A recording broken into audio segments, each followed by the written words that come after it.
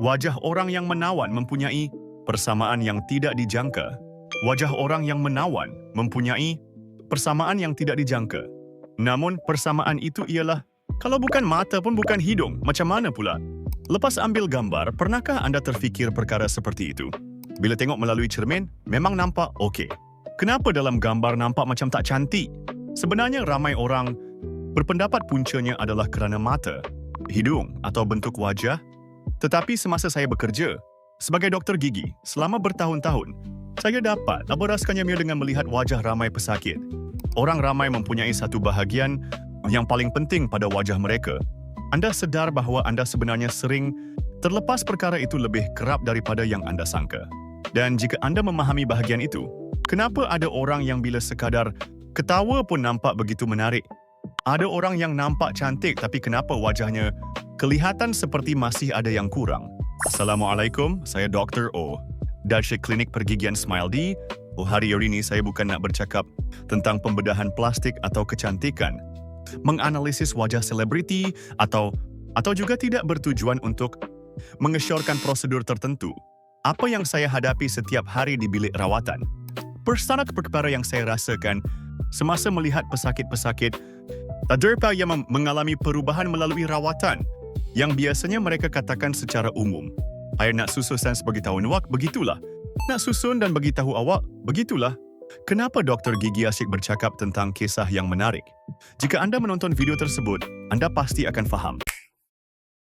Sambil saya membuat pemeriksaan dan apa yang saya susun serta ringkaskan sepanjang saya belajar, tak 3 syarat untuk senyuman yang memikat, cukup 3 sahaja. Imej senyuman berubah mengikut sejauh mana syarat tersebut dipenuhi. 첫 번째는 스마일 라인입니다. 웃을 때 윗입 끝이 아래 입술 라인과 얼마나 자연스럽게 이어지는가. 이게 바로 미소선인데요. Kalau diterangkan dengan mudah, begini keadaannya. Warna-wated berba, gigi atas terselah dengan jelas. Garis-garis di hujung gigi itu, Anda perlu mengalir sejajar dengan garis bibir. Atas pada bibir bawah di sini. Bagi mereka yang memiliki senyuman yang memikat, kebanyakannya inilah garis senyum ini. Ia membentuk keserasian yang semula jadi dengan bibir bawah. Namun panjang gigi tidak rata atau gigi menjadi terlalu pendek atau terlalu rata. Kalau jadi begitu, kalau ketawa pun wajahnya jadi janggal. Rasa seperti nampak lebih tua.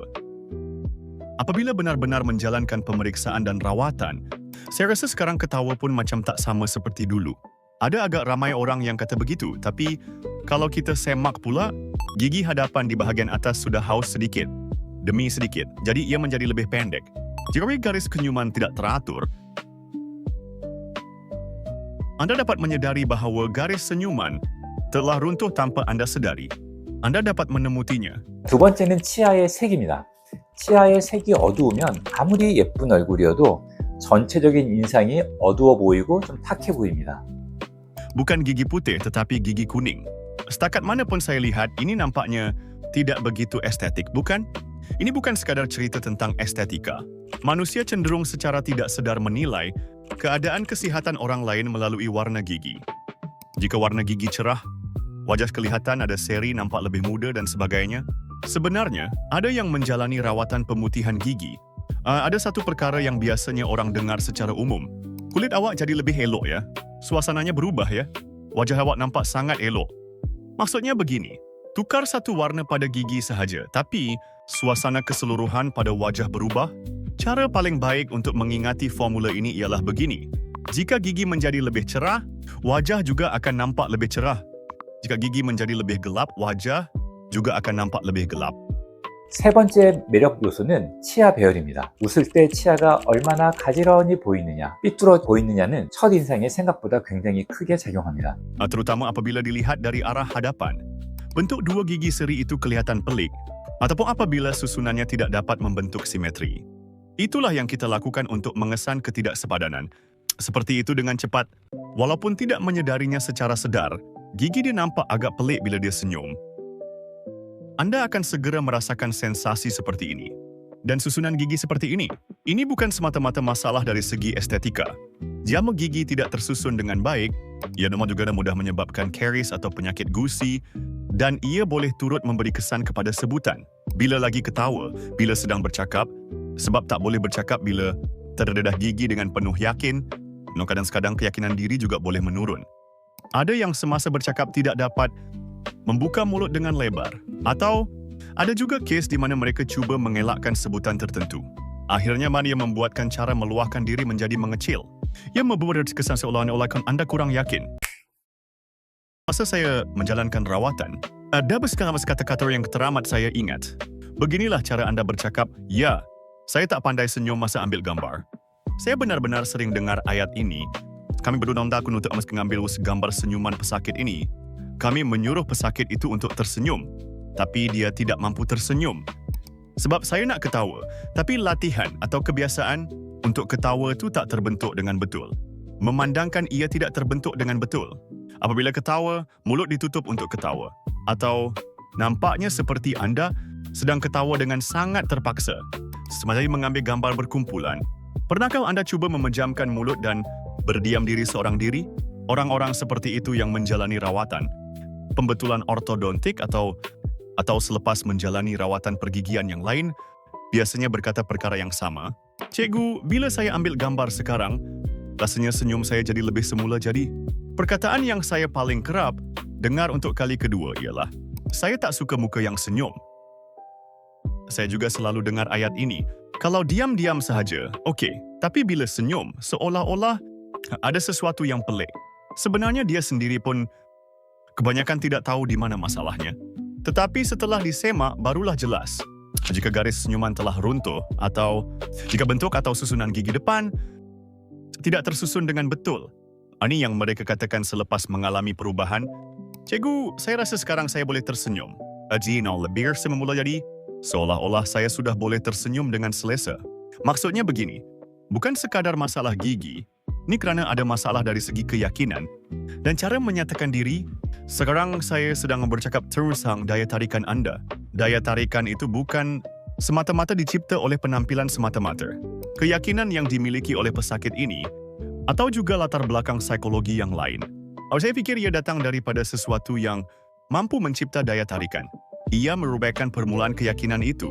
Dan saya melihat setiap hari bahawa ia datang daripada perubahan yang jauh lebih kecil daripada yang disangka. Daya tarikan akan meningkat jika Anda boleh tersenyum.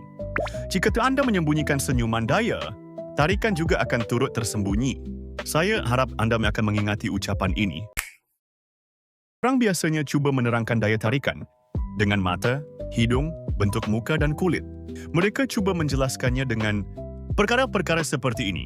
Tentu kita tak boleh kata tiada apa-apa kesan langsung, tetapi namun jika kita lihat kajian-kajian dalam bidang psikologi, ada hasil yang menarik. Apabila orang ramai mempunyai rasa suka terhadap orang yang mereka temui buat kali pertama, orang itu memang menarik dan saat itulah Anda mendapat tanggapan tersebut. Kebanyakan orang itu, saat mereka tersenyum, pengalaman apabila wajah berubah sepenuhnya sebelum dan selepas ketawa. Anda pasti sudah mencubanya sekali. Senada ada sesuatu yang menarik di DVD. Tetapi ada sesuatu yang menarik di sini. Bukan semua orang yang senyum itu pasti nampak menarik, kan? Kualiti senyuman berbeza dengan ketara bagi setiap orang. Ada yang tersenyum lebar. Ia juga kelihatan lebih menyerlah dan bersinar. Juga. Sebaliknya, ada pula setengah orang yang walaupun tersenyum lebar, malah wajahnya jadi lebih janggal. Dalam situasi yang tidak begitu natural, bila saya menjalankan pemeriksaan, saya benar-benar banyak melihat situasi-situasi seperti ini. Wajah itu sendiri memang sangat cantik, tapi ada orang yang sebaliknya, apabila mereka tersenyum, justru wajah mereka nampak kurang baik. Namun bagi yang lain pula, ciri-ciri wajah tidak begitu istimewa. Ada juga mereka yang sebaik sahaja mereka tersenyum, terus terasa lebih menawan. Saya akan jelaskan dengan tepat perbezaan itu hari ini. Kalau mahu tahu ini pula, muka yang kelihatan menarik itu, ia boleh mulai kelihatan dari mana ia muncul. Dalam video hari ini ada satu yang ingin saya sampaikan. Dalam video hari ini ada satu perkara yang ingin saya nak sampaikan tadi. Sudah tentu, bahagian yang kita warisi sejak lahir sangat besar. Fakta yang saya semak setiap hari di bilik rawatan ialah, dengan perubahan yang lebih kecil pun, mungkin keseluruhan tanggapan boleh berubah dan daya tarikan juga boleh berubah. Dan jika perubahan itu membawa kepada keyakinan diri, disinilah perubahan dalam hidup beliau boleh bermula. Kena boleh tersenyum barulah terserlah daya tarikan.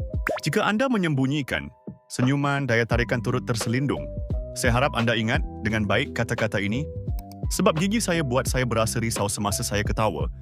Jika Anda seorang yang tidak dapat ketawa dengan betul, apapun puncanya, pergilah berjumpa dengan doktor gigi. Saya ingin mengesyorkan isteri Anda mendapatkan sesi konsultasi. Kaedah yang mana sesuai untuk saya? Sekarang ia boleh dilakukan. Langkah pertama ialah bermula dengan membuat semakan. Jika Anda ada sebarang soalan berkenaan video hari ini, silakan tinggalkan komen. Bagi mereka yang mempunyai kebimbangan yang serupa atau mereka yang turut mempunyai pengalaman, adalah lebih baik jika Anda berkongsi pengalaman melalui komen. Jika video hari ini bermanfaat, saya juga memohon agar Anda melanggan dan saya akan datang lagi dengan lebih banyak cerita pergigian yang bagus pada masa akan datang. Terima kasih. Baiklah, jadi sebenarnya bagaimana Anda boleh menghasilkan senyuman yang menarik ini? Saya akan beritahu Anda, ada dua perkara besar. Namun ini bukan isu sama ada satu cara lebih baik atau lebih buruk, sebab mengikut situasi kaedah yang lebih sesuai boleh berbeza. Terutamanya pesakit-pesakit mungkin mempunyai setiap satu kebimbangan masing-masing, jadi pilihan akan berbeza bergantung pada apa yang Anda alami. Saya akan terangkan kedua-duanya. 첫 번째 방법은 심미치과 진료입니다. Terutama sekali, rawatan seperti ini ialah contohnya yang melibatkan laminat atau rawatan prostetik, estetik dan sebagainya. Bagi rawatan seperti laminat pula, prosedur untuk melekatkan kepingan seramik nipis, 이받시 bersen hadapan gigi. 치아의 색과 모양, 길이, 형태 등을 같이 개선할 수 있기 때문에 변화 속도가 아주 빠르죠. Terutama untuk membetulkan garis senyum, smile line atau bentuk gigi hadapan.